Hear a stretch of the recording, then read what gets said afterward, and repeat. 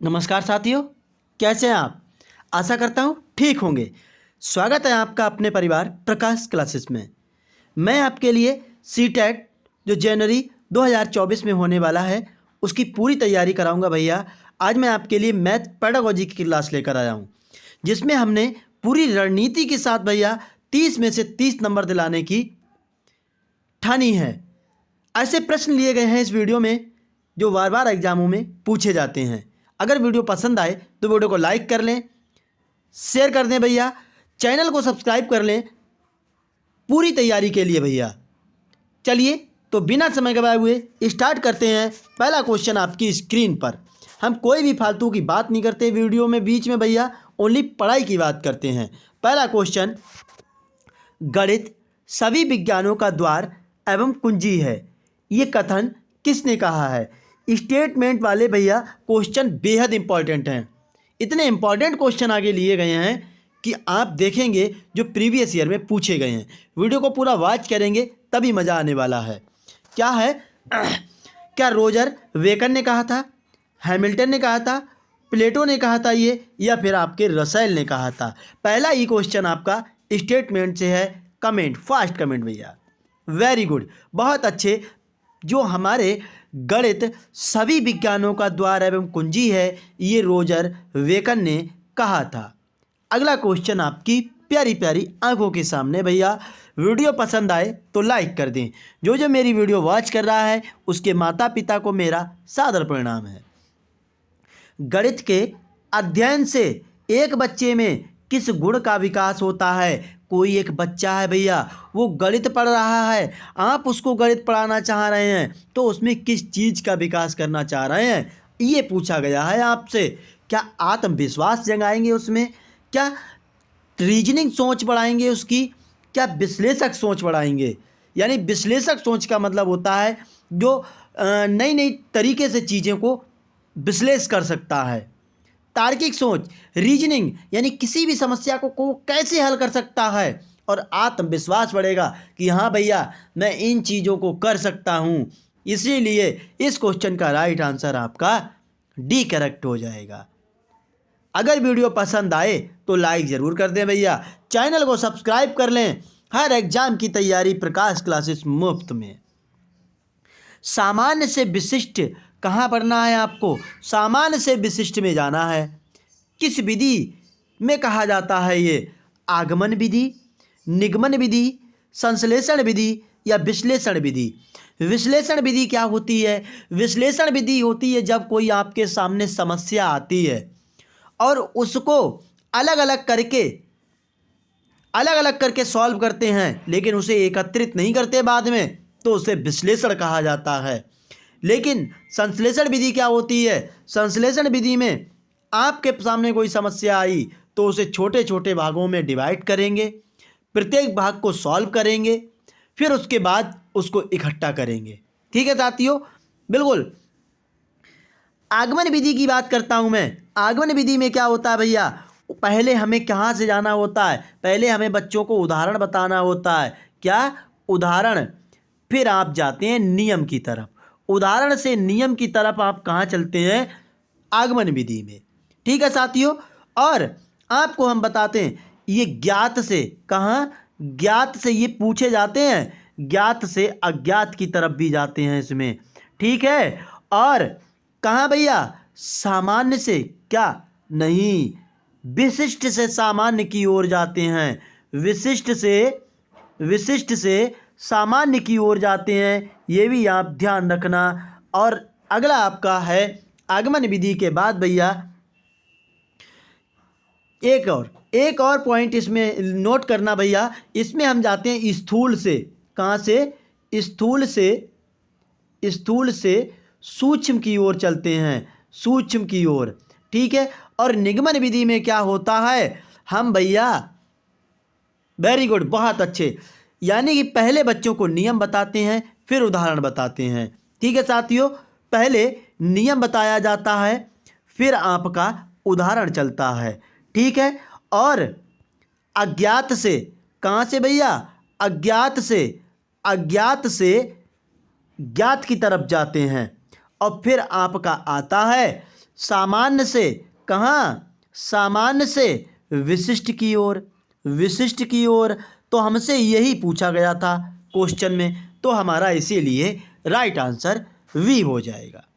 फिलहाल अगर वीडियो पसंद आए तो लाइक ज़रूर करें। अगला क्वेश्चन आपकी स्क्रीन पर, गणित में किस विधि से हम प्रायः सूत्र तथा नियमों की सहायता लेते हैं? संश्लेषण विधि, विश्लेषण विधि या आगमन विधि या निगमन विधि? हमें सूत्र बताना है, फिर नियम बताना है। सूत्र तथा नियमों की सहायता किसमें लेते हैं? तो हमने अभी आपको बताया भैया, ये आपका निगमन विधि में किया जाता है। चैनल को सब्सक्राइब करें, हर एग्जाम की तैयारी मुफ्त में।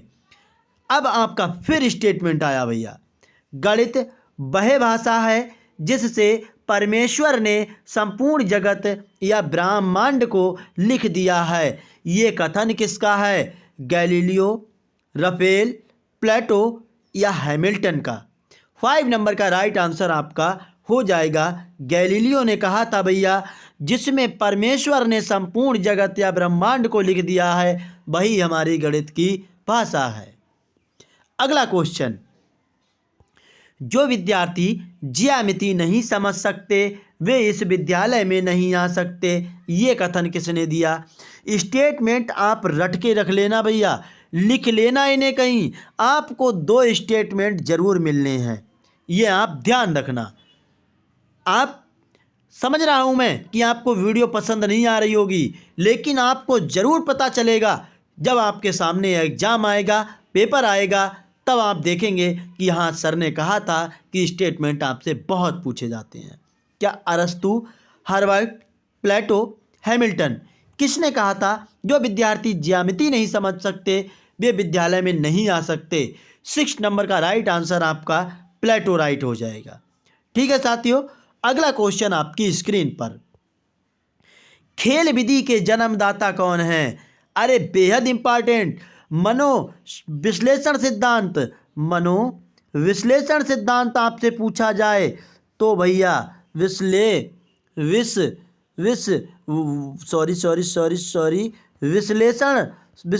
सिद्धांत, विश्लेषण सिद्धांत ये आपके कौन? सिगमंड फ्रायड जाने जाते हैं। मारिया मांटेसरी पद्धति के लिए जानी जाती हैं, और फ्रॉबेल जो हो जाएंगे वो आपके खेल विधि के जन्मदाता जाने जाते हैं। अगला क्वेश्चन आपकी स्क्रीन पर, उपचारात्मक शिक्षा की ज़रूरत होती है। आपके सामने कोई भी समस्या आई है और उसका उपचार करना है भैया, तो उसी को तो उपचारात्मक शिक्षा कहते हैं। क्या मंदबुद्धि बच्चों के लिए, पिछड़े बच्चों के लिए, सामान्य बच्चों के लिए, या इनमें से सभी के लिए? तो कोई ना कोई तो समस्या आपके सामने आती है, चाहे वो मंदबुद्धि बच्चा हो, चाहे पिछड़े बच्चा हो, चाहे सामान्य बच्चा हो, सबके सामने समस्याएं आती हैं और उसका उपचार होना एक टीचर की जिम्मेदारी होती है। इसीलिए हमारा डी करेक्ट आंसर हो जाएगा।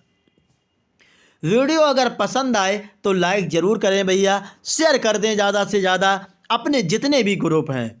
अगला क्वेश्चन आपकी स्क्रीन पर, गणित की भाषा में निम्न में से किसका प्रयोग नहीं किया जाता है? गणितीय सूत्रों का, गणितीय संकेतों का, गणितीय संख्याओं का, या इनमें से कोई नहीं?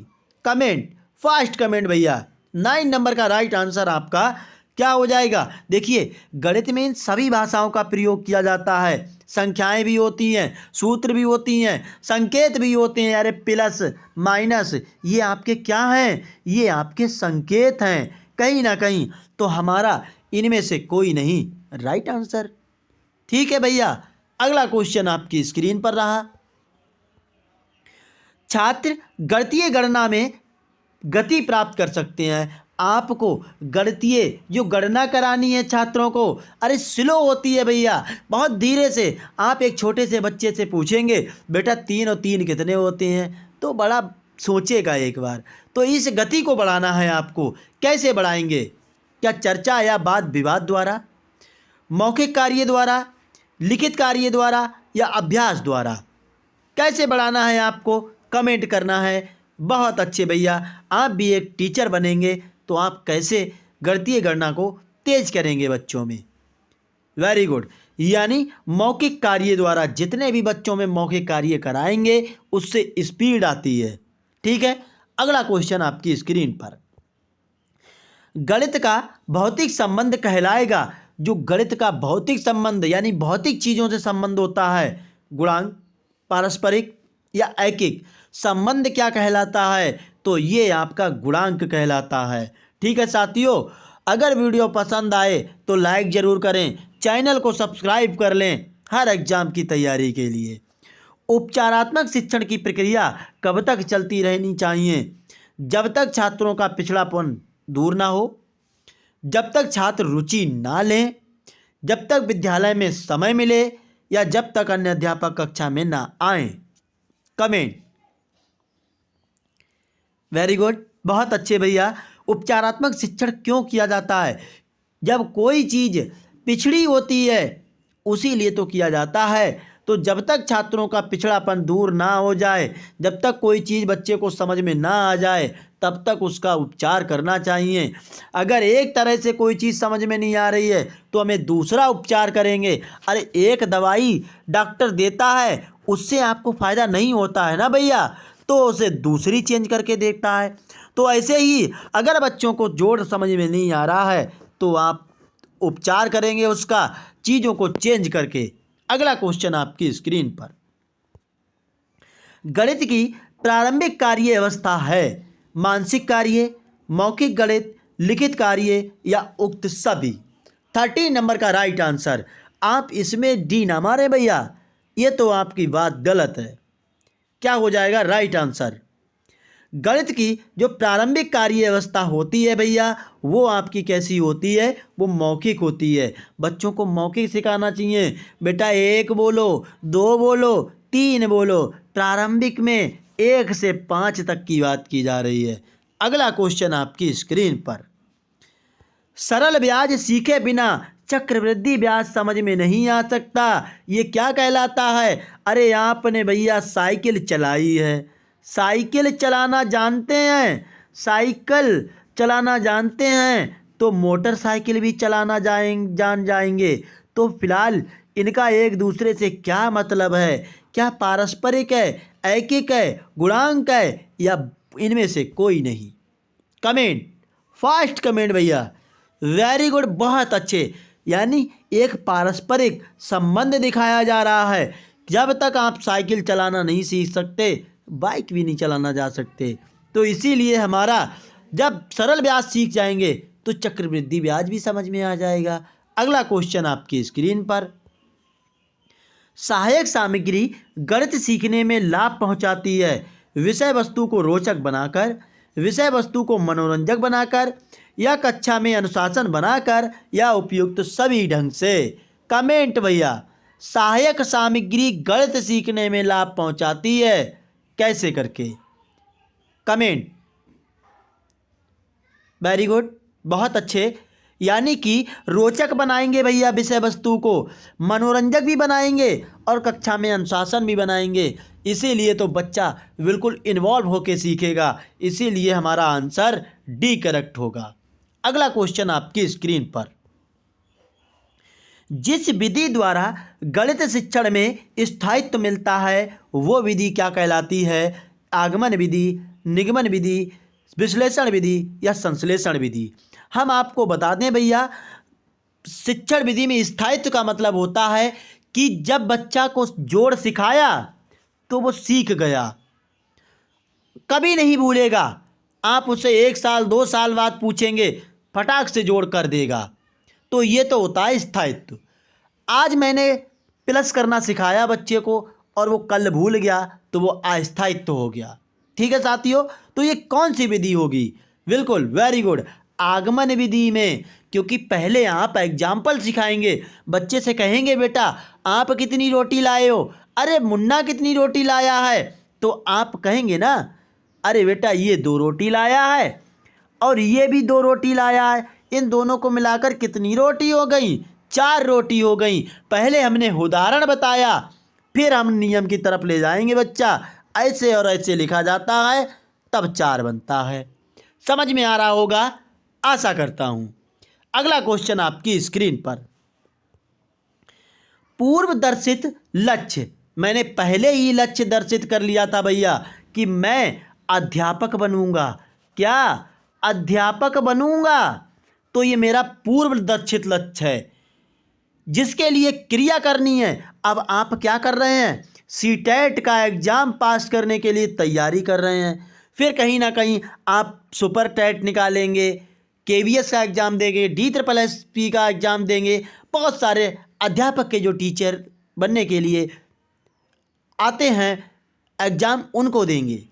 तो ये क्रिया क्या कहलाएगी? आपको कमेंट करना है। विधि, युक्ति, प्रविधि या उद्देश्य कहलाएगा। कमेंट क्या होगा? 17 नंबर का राइट आंसर। बिल्कुल भैया, बहुत अच्छे, बहुत बढ़िया मेरे भाई बहनों ने कमेंट किया है। राइट हमारा आंसर उद्देश्य हो जाएगा। ठीक है साथियों, अगला क्वेश्चन आपकी स्क्रीन पर। मौखिक गणित शिक्षण लाभदायी होता है क्योंकि इसमें एकाग्रता बढ़ती है, क्रमबद्ध आती है, या स्वावलंबन की भावना का विकास होता है, या स्वच्छता एवं शुद्धता आती है। कमेंट करना है आपको। वेरी गुड भैया, बहुत अच्छे। 18 नंबर का राइट आंसर आपका करेक्ट हो जाएगा। वेरी गुड, एकाग्रता बढ़ती है। बहुत अच्छे। अगला क्वेश्चन आपकी स्क्रीन पर। छोटी कक्षाओं में गणित विषय में रुचि उत्पन्न करने के लिए पढ़ाने का तरीका होना चाहिए। आप कक्षा 1 से 5 तक के बच्चे को गणित पढ़ाएंगे तो उसमें रुचि कैसे उत्पन्न करनी है वो आप बताना है। क्या उनको मनोरंजक एवं खेल विधि से पढ़ाएंगे, या रटने को कहेंगे, या आगमन विधि, या फिर भैया निगमन विधि? कमेंट। वेरी गुड, बहुत अच्छे। देखिए, मनोरंजक एवं खेल संबंधी, जब बच्चा खेल खेल में चीज़ों को सीखता है ना, तो वो बहुत अच्छे से सीखता है। तो इसीलिए हमारा राइट आंसर मनोरंजक एवं खेल संबंधी राइट हो जाएगा।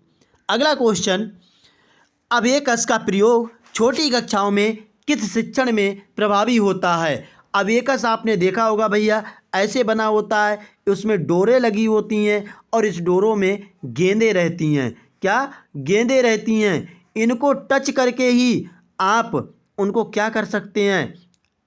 जोड़ना, घटाना, गुणा करना सिखा सकते हैं। गिनती सिखाने में, क्या लिखना सिखाने में, या वाचन करने में, या हस्तलेखन सिखाने में? कमेंट। 17 नंबर का राइट आंसर क्या होगा? वेरी गुड भैया, 20 नंबर का कमेंट करना है आपको। वेरी गुड, बहुत अच्छे। गिनती सिखाने में कहीं ना कहीं अबेकस यूज होता है। अबेकस का आविष्कार कहाँ हुआ है, ये आपसे क्वेश्चन पूछा गया है। एक बार आप कमेंट करेंगे, ये आपका होमवर्क है। ठीक है, कहाँ इसका आविष्कार हुआ है? जो जिसने मेरी वीडियो यहाँ तक वॉच की होगी भैया, वो ज़रूर इस क्वेश्चन का आंसर कमेंट करेगा। अगला क्वेश्चन, सेमिनार, संगोष्ठी और पैनल चर्चा का उपयोग शिक्षण के किस चरण में शिक्षण तकनीक के रूप में किया जाना चाहिए?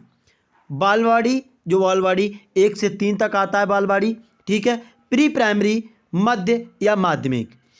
देखिए, आपको सेमिनार कराने हैं, संगोष्ठी कराना है, पैनल चर्चा करानी है, तो प्री प्राइमरी तो आप जानते ही हैं 3 से 5 तक आता है, मध्य जो आता है 6 से 8, और ये 9 से ऊपर 12 तक आता है। तो हम जो ये कराते हैं भैया, वो सी राइट आंसर हमारा करेक्ट हो जाएगा।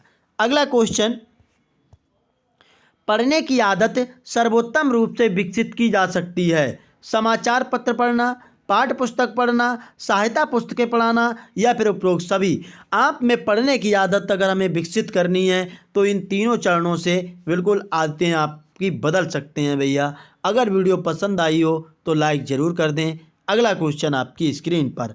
चैनल को सब्सक्राइब कर लें, हर एग्ज़ाम की तैयारी मुफ्त में। गलतियां निम्न कारणों से हो सकती हैं: लेखन अभ्यास की कमी से, दोषपूर्ण उच्चारण से, खराब पाठ्य पुस्तकों से, या उपरोक्त सभी। अगर आपके लेखन में कमी आएगी तब भी गलतियां होंगी। दोषपूर्ण उच्चारण, आपको कुछ बोलना है और कुछ बोल रहे हैं तो वो भी कहीं ना कहीं गलती है, और खराब पाठ्य पुस्तकें भी भैया गलती है। तो इसीलिए हमारा उपरोक्त राइट आंसर होगा। ठीक है, अगला क्वेश्चन,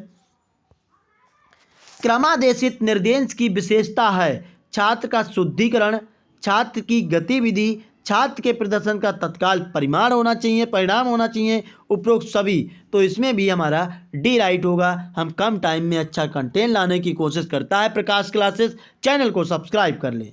संरचनात्मक दृष्टिकोण को इस नाम से भी जाना जाता है: सीधा दृष्टिकोण, नया दृष्टिकोण, श्रवण मौखिक दृष्टिकोण या बी और सी दोनों। तो ये संरचनात्मक दृष्टिकोण होता है, इसमें कहीं ना कहीं श्रवण मौखिक दृष्टिकोण आता है। अगला क्वेश्चन, प्रोफेसर वीएस ब्लूम का संबंध किससे है? उद्देश्य का वर्गीकरण या शिक्षण पद्धति, शिक्षण मॉडल से या शिक्षण रणनीतियों से? तो प्रोफेसर वीएस ब्लूम का जो संबंध है वो आपका कहीं ना कहीं उद्देश्यों का वर्गीकरण से राइट होगा। अगला क्वेश्चन, प्राथमिक स्तर पर हमें पढ़ना सिखाने के लिए का उपयोग करना चाहिए। वाक्य विधि, क्या आप जो प्राथमिक स्तर कक्षा 1 से 5 तक के बच्चे हैं उनको वाक्य सिखाएंगे, क्या कहानी कहेंगे या ध्वन्यात्मक यानी ध्वन्यात्मक विधि अपनाएंगे या उपरोक्त सभी? तो हम आपको बता दें भैया, जो कहानी विधि होती है वो आपको कक्षा 1 से 5 तक के लिए बच्चों को सिखाने के लिए बेहद इंपॉर्टेंट होती है। अगला क्वेश्चन, प्राथमिक स्तर पर लेखन के लिए कौन सी शिक्षण पद्धति उपयोगी है? किंडरगार्टन विधि, फ्रांसीसी विधि, प्ले वे विधि या उपरोक्त सभी? प्ले वे विधि जो बहुत होती है, इंपॉर्टेंट होती है, क्योंकि इसमें बच्चा खेल खेल में चीज़ों को सीखता है। अगला क्वेश्चन, विश्लेषण से संश्लेषण की ओर आगे बढ़ना, हमने पीछे आपको बताया ये एक तकनीकी होती है, ठीक है। अगला लास्ट क्वेश्चन इस वीडियो का, हार्वर्ड ने दैनिक पाठ योजना तैयार करने के लिए 5 चरण सुझाए। पहला कदम है परिचय। मॉरिसन ने दैनिक पाठ योजना के लिए 5 चरण भी सुझाए, यानी हार्वर्ड ने भी आपके 5 चरण दिए और मॉरिसन ने भी 5 चरण दिए। तो मॉरिसन का आपसे पहला कदम पूछा गया है वस्तुनिष्ठ लेखन, अन्वेषण, विकास प्रश्न या पुनः पूंजीकरण। तो हम आपको बता दें पहला इनका अन्वेषण राइट हो जाएगा। अगर वीडियो पसंद आई हो तो वीडियो को लाइक कर दें, शेयर कर दें, चैनल को सब्सक्राइब कर लें।